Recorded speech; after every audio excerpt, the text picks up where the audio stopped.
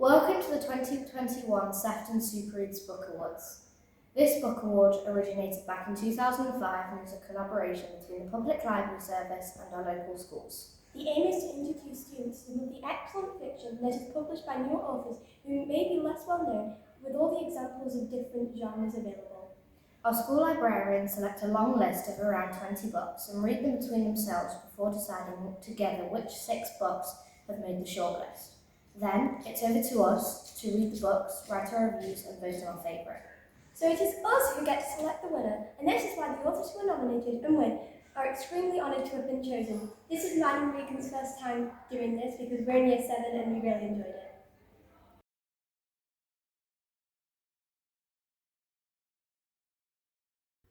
Hello everyone, my name is Natasha Farrant. I'm the author of this book, Voyage of the Sparrowhawk. Very excitingly, has been selected for the Sefton Super Reads, so thank you for that. I'm here to tell you a little bit about it. So, Voyage of the Sparrowhawk is about 2 orphans, Ben and Lottie. It's set in England just after World War I, and it's about their epic journey from a small town in the south of England, all the way through the canal networks and along the Thames and around Kent and across the Channel into post-war France, where they need to run away from something in England, and they're hoping but not sure that they're going to find people in France who can help them and give them a better life. I thought it might be nice, rather than have me rabbiting on about it, I thought I could read a little bit to you. So I'm going to read you the bit where the Sparrowhawk arrives in London. And what you need to know is that they're travelling with their 2 dogs, Federico and Elsie, and there's a man called Frank who's helping them on this stage of the journey. And they're just coming out of the canals, which are really calm and lovely and set up for narrow boats, onto the Thames, which is a big river and tidal and dangerous. The current leapt, tugging the Sparrowhawk sideways. The engine roared.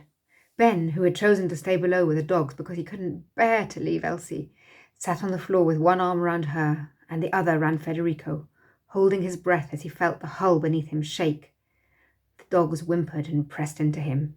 Lottie, standing beside Frank at the tiller, gasped at the water's pull, tried not to think of what she had seen yesterday, the smashed barrel and the gulls swept away on the tide. But then, before any of them had time to be properly afraid, the Sparrowhawk reached the far side, Frank straightened up, and they were off, no longer fighting the current, but carried by it, flying into the sunrise. Lottie peered into the cabin and begged Ben to come and see. "Look how beautiful," she said as he came up the steps. "The sky, Ben. It's so much bigger than on the canals." So I hope that gives you a little taste of Voyage of the Sparrowhawk and the epic scope of the adventure as Ben and Lottie set off across the Channel to France to find people who love them. Take care, happy reading, and I hope to see you again soon. Bye. The Voyage of the Sparrowhawk is a novel set at the fair spring after the Great War. Orphans Ben and Lottie both became friends very quick based on the mutual feelings of loss and loneliness. Ben has recently lost his adoptive father in an explosion, and his older brother was proclaimed missing after he went to fight in the war. Lottie's parents died when she was incredibly young, and from then on she has had to live in her childhood home under the guardianship of her auntie and uncle. With the prospect of Lottie being sent away to a boarding school and Ben being sent back to an orphanage, the pair decided that it would be a good idea if they sailed in Ben's ship, the Sparrowhawk, to France in search of Ben's brother. Along the way, you can see their friendship strengthen and can immerse yourself in the world, feeling like you're sitting right next to them, with the wind flying in your face and the salty sea smell filling the atmosphere. Apart from having a great character development of friendship, the book also lets us dive into another reality of adventure. With all the mishaps and thrills that they experience along the way, you can recognise their trust in each other becoming greater. This book is a fine example that troubling backgrounds can bring you closer to someone by being able to share your experiences and bond on that level. When you pick this book up, you instantly dive into an adventurous world of laughs and giggles, ups and downs, friends and feuds.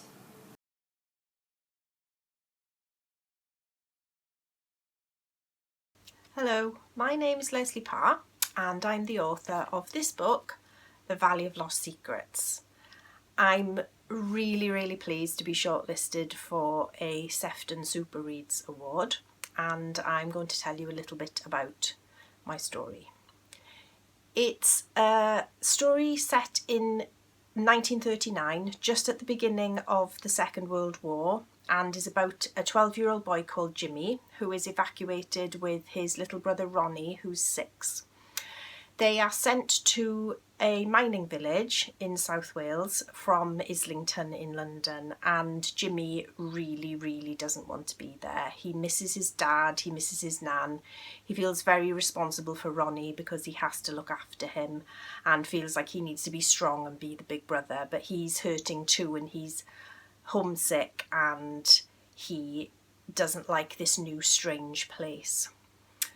Then something happens which changes Jimmy's life for the better, and it not only Jimmy's life, it also changes the lives of everyone around him in this new village, and it's something that you wouldn't necessarily think would be the thing that would make anyone's life better, because Jimmy one day, fed up, miserable, unhappy with the people who've taken him and his brother in, even though the Thomases are a really lovely couple, he's very resistant to their care and their attention.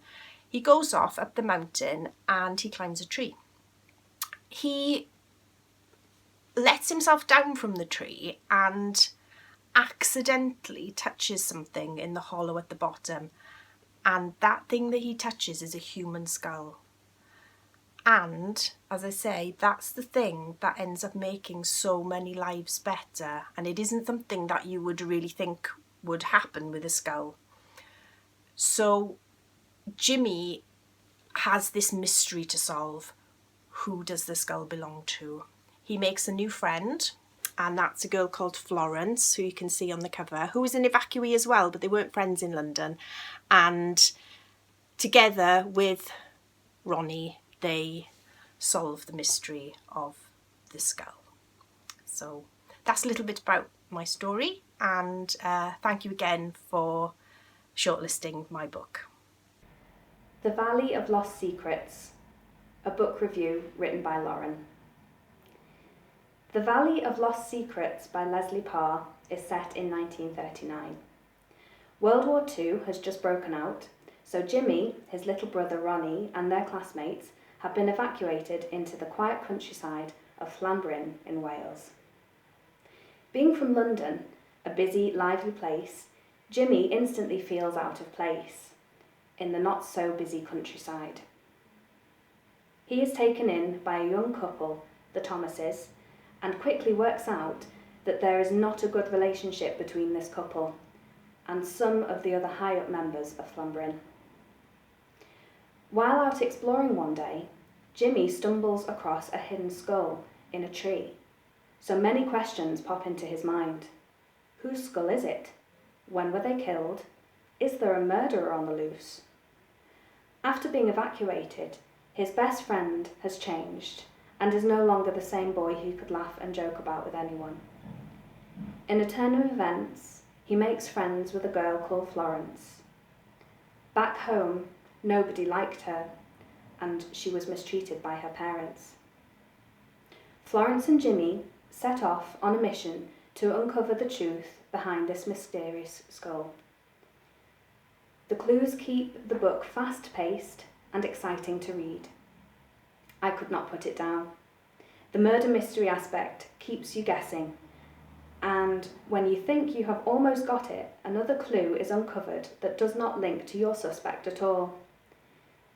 This adventure story is a beautiful way of highlighting the challenging times faced by evacuees during the war, and how friends come and go, but family will always be there no matter what.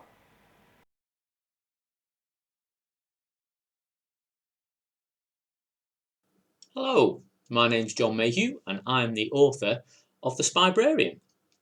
I'm a local author, I live on the Wirral, not far from everyone who's listening to this and watching this, I should think. And it's a real thrill to be nominated for Sefton Super Reads. I have actually won it once before with Mortlock, which is my sort of spooky supernatural story I wrote about 10 years ago now. And funnily enough, the Spybrarian first started kind of in my head around about the same time. But it's taken this long for it to actually get here. So it's a real thrill for it to be nominated for an award. And so I'm very grateful for that. The Spybrarian is about a boy called Keen Reader.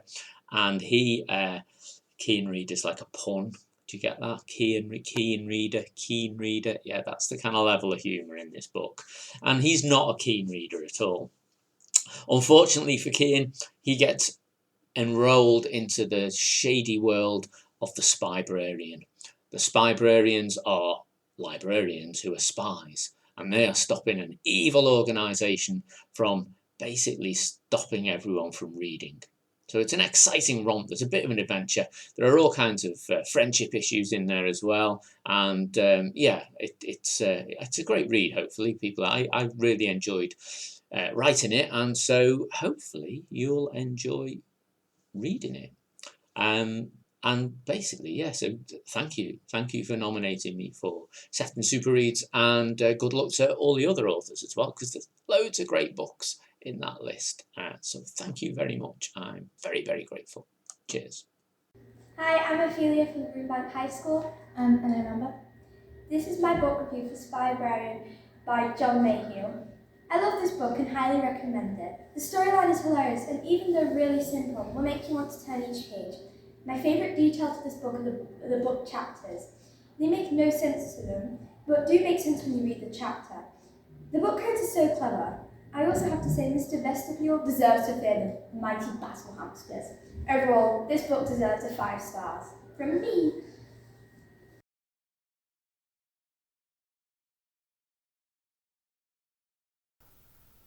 Hello, Sefton Super Reads. My name is Ross Montgomery. I'm an author, and I wrote this book, The Midnight Guardians, which has been nominated for the award. Thank you so much. I thought what I'd do today is explain a little bit about the book, what it's about, and who all these people are on the front. The Midnight Guardians is set during the Second World War in December 1940, just a couple of years into the war itself, when Britain was in the middle of something called the Blitz. That was when enemy planes were flying over almost every single night and dropping bombs. The main character is this guy. His name is Cole. At the beginning of the story, Cole discovers that his imaginary friends, 3 characters that he invented when he was younger, just forgot about, have come to life, and they haven't forgotten about him. You can also see them on the cover. You have Pendlebury, the leader of the Guardians. She is a shape-shifting tiger. She can shrink to the size of a mouse, or grow taller than trees in a split second. She's also not very good at telling jokes. We have Mr. Noakes, a badger in a waistcoat, with an incredible sense of smell, and a stick that he uses to bop people on the head. And last but not least, we have the King of Rogues, a courageous and fearless knight who is only 4 feet tall and has a bit of an attitude problem. The Guardians have come to life for a very serious reason. In 1 week's time, there is going to be another bombing raid on London, the worst one yet. And Cole's sister, Rose, is going to be there when it happens. The only hope that they have of being able to save her in time is to get to London before it's too late. They have to travel 150 miles from one end of the country to the other during the worst storms of the century in the hope of somehow being able to get Cole's sister out of London before that raid happens. And as if that wasn't difficult enough, it turns out that the Guardians are not the only imaginary creatures that have come to life. All of Britain is filled with magical folklore characters that are roaming the countryside. There are giants, there are fairies, there are black dogs, there are bogles, but most terrifyingly of all, there is the Midwinter King, the Lord of all darkness, the most evil being in all creation, who has his own reasons for wanting to stop Cole's quest. It's a story that's full of adventure, full of peril, full of magic, but also full of jokes. So I hope that if you have the chance to read it, or have read it, you've enjoyed it. In the meantime, thank you very much, Sefton Super Reads, for the nomination, and good luck, everyone. Have a lovely day.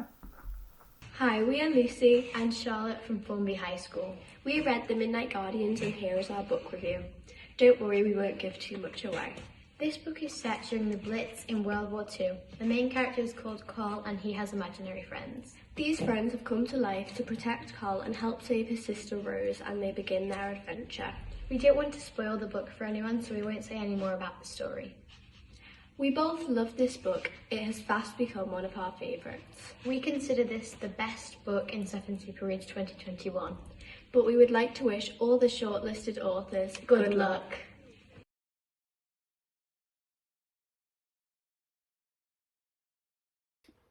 Hi Sefton Super Reads, I am Jennifer Killick and I'm so excited to have been shortlisted for your lovely award with my book Crater Lake. So for those of you who haven't read Crater Lake, it is the story of a year 6 class who are going off on their residential school trip to an activity centre. It's a brand new activity centre called Crater Lake. No school has been there before, they're the first school to try it. And it was built at the bottom of a crater that was formed many years ago when a meteor hit Earth. So the main character is called Lance and he has his friends Cat, Big Mac, Chet's, and then Aid. And at the start of the story, they're all on the coach going to Crater Lake. They have a really mean teacher called Miss Hosh who's telling them all off. And things are very strange at Crater Lake. First of all, the coach is stopped by a blood-stained man. And then when they get to the centre, they're fed some strange soup, some of this. Tomato soup, even though it's the middle of summer and it's really, really hot. And then at night, things get really weird. They find out that if you fall asleep at Crater Lake, when you wake up, you are not human anymore. So they have to survive the trip at Crater Lake and try to save all of their friends and ultimately the world. So I loved writing Crater Lake because it's quite a spooky horror book, but with lots of laughs as well. And one of my favourite things to do is to jump scare people. I don't know if you guys like that with your family and your friends, to wait and lurk and then jump out and boo them and make them go ah, and writing scary stories is kind of the writing version of doing that, so it's really, really fun. Crater Lake is my 5th book. My 6th book, which just came out, is this one, Crater Lake Evolution, which is a sequel, so if you like the first, you might like that. I've been writing now for quite a few years. I always loved writing at school. It was really the only thing that I was any good at and that I enjoyed doing. So I've always loved making up stories. I've always loved daydreaming and watching movies and reading books and putting myself into different worlds. And I hope that you love it too. So thank you so very much for listening to me. Thank you so much for shortlisting me. And I hope you've enjoyed all of the books that you've read as part of your Sefton Super Reads competition. Thank you. Bye. I am doing a book review on Crater Lake. It's by Jennifer Killick. It's about a PTL trip for Year 6 that goes wrong and they need to work on as a team to find out what happens to their classmates and fix it. I don't normally like scary things, but in this one was okay, and and it was a very good read, and I would definitely recommend it to Year 6 and upwards.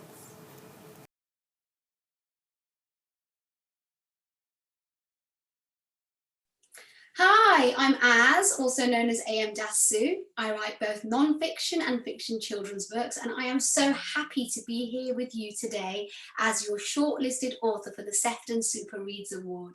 When I found out I was shortlisted, I squealed very loudly indeed. My book, Boy Everywhere, which you can see the cover for behind me, is about Sammy, who is an ordinary boy who lives a happy, normal life in Damascus in Syria. He loves gaming, he makes plans with friends, he has the potential to play for the school football team, he's got an iPad, a PlayStation, weekends at the mall to look forward to, and in an instant, he loses it all. You follow him across countries and continents before he gets to the UK, which isn't quite what he imagined it to be. Boy Everywhere shows the terrible journey taken by 13-year-old Sammy and his family, and they go from privilege to poverty, from a comfortable life in Damascus to a smuggler's den in Turkey, to a detention centre or prison in Manchester. It's a story of survival, of family, of bravery, and it looks at the refugee crisis in a completely new way. And through Sammy's eyes, it shows that we are all one cruel twist of fate away from becoming refugees ourselves. It can happen to anyone. And I wrote it because after watching countless news pieces on the global refugee crisis, it was clear that there were more to the lives of refugees than the current condition they found themselves in. I wanted to challenge the narrative that refugees are needy and desperate and instead show the reality of their lives, the choices that they're forced to make. I wanted to focus not only on the terrifying journey a refugee takes to get to safety, but also what and who they leave behind and how difficult it is to start again. I wanted to show that it was really hard for refugees to leave home. So why did I become an author? Well, I really regret not starting to write earlier in life. I really enjoyed English at secondary school and I threw myself into character when reading out loud in class. When I was 15 years old, I played Juliet in the Romeo and Juliet school production, and I knew right then that literature and performing was my passion. But I chose not to study English at university because I didn't want to write an essay each week. I became a little laid back, to say the least. I didn't ever think I could write such a long novel. But I loved writing, and I sort of forgot about how much I loved it until I left college, after I left college. And I wrote poems and short stories in my free time, but I didn't really think about getting them published because I thought it would be too hard. And it was about 6 years ago in 2015 that I first started writing for children. I wrote a picture book inspired by my son's school friend, and I started looking into publishing it, and I realized that I had finally found the job that I loved. And I know that as children, sometimes we can feel alone in our struggles, that we don't always feel we belong. Growing up, I didn't really seek to find anyone like me in books or magazines, so I wanted to show lots of different types of characters in my stories. Because when you see yourself in a story, it gives you a sense of belonging, a sense of place. You feel valued, and it's important to me that readers can see through a window in my books that show life as it truly is in real life, as it is in your local Asda or Tesco or on the street. And I wanted to write books that would help others to see and understand the world and experience its beauty. Because that's what books do, don't they? They help you really connect with other lifestyles without having to travel far. Because you can literally be sitting in your room or your school and not move at all and experience something that you'd never ordinarily experience. It's so cool. And you can experience different cultures, religions, identities, family setups and lifestyles through stories. And most importantly, you can see that even though we all have differences, we all have the same hopes and fears. So I wanted to write books that were different to those that were already out there. I wanted to show a different side to a story that we all think we know. Because Boy Everywhere challenges stereotypes. It shows that what you see in the news isn't always the full story. And I wanted to show no matter who you are or where you're from, we've got so many similarities. We all have the same hopes and fears, and we mustn't focus on our differences, but instead focus on what we've got in common. So I hope my stories will bring us together and hopefully help build a more kinder society. So that's why I write. And one of the best things about being an author is that anyone can become one. I am living proof that anyone can become one. You don't have to be super clever or even the best speller. People can help you edit. What makes a writer stand out is the way that you show something or make someone feel. You don't need a special degree or qualifications. You just need to read a lot and write and be willing to rewrite and edit your work many times. Writing books is like being on a big roller coaster. When things are going well, it is so much fun and such a thrill. I love writing first drafts and pouring my thoughts and ideas onto paper. And it's always a great feeling to have written a book. I do find editing a book hard, but no author can write perfectly first time, not even J.K. Rowling. Everyone makes mistakes, and it takes a lot of determination and effort to rewrite and edit a long book. But the best thing about writing is connecting with readers like you. So I'm so glad that I got the opportunity to speak to you today. I want to thank you so much for reading Boy Everywhere. I'd love to hear what you thought of it via your parents or teachers, via Twitter or Instagram. In the meantime, keep reading and writing. Bye! Hi, I'm Regan. And I'm Amber. And we're from Greenbank High School. This is my book report on Boy Everywhere by A.M. Dasu. Restarting life in another country can be extremely difficult, and for Sam and his family that turned into a reality. When a bomb is dropped on Sammy's hometown Damascus and his little sister goes mute, his parents panic and do what they think is best for the family. The family flee from Syria, leaving everything behind, including Sammy's grandma Teet, his best friend Joseph, their house, and his school. The family drive from Damascus to Beirut in Lebanon, where they sell the car to have enough money for the rest of the journey. Next, from Beirut, they all get a flight to Istanbul in Turkey. When they arrive, they stayed in an old apartment with many other refugees. Eventually, they get on a boat to Greece. This journey is horrible for everyone on board. Finally, they get a plane from Athens to Manchester, where they start to rebuild life, but they have to face multiple challenges along the way. I rate this book a 5 out of 5 because it's an incredible book to read. The story is all about family, and it reminded me that some people have to go through so much to feel safe. Also, the journey was all about hope. There were so many what-ifs throughout the story. It kept me, the reader, engaged with the book so much I could not put it down. Also, the detail was immense.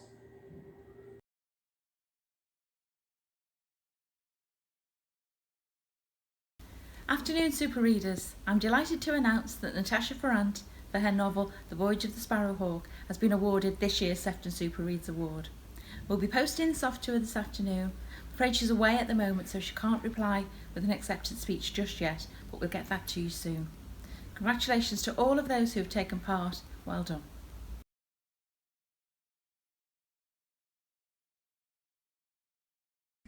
Thank you to all of the schools who have taken part this year and in past years. Christ the King, Formby High, Greenbank High, Mughal High, Merchant Taylor's Boys and Girls. St Michael's High. This is our third year taking part, and we really enjoy reading all the books. We especially like how varied the books are and discovering new genres. Thank you to Mrs Davies and her team at Sefton Libraries for contacting the authors and putting the ceremony together. And to our school librarians for running our book club sessions and for introducing us to so much fantastic new fiction and keeping us reading. Thank you to you all for joining us.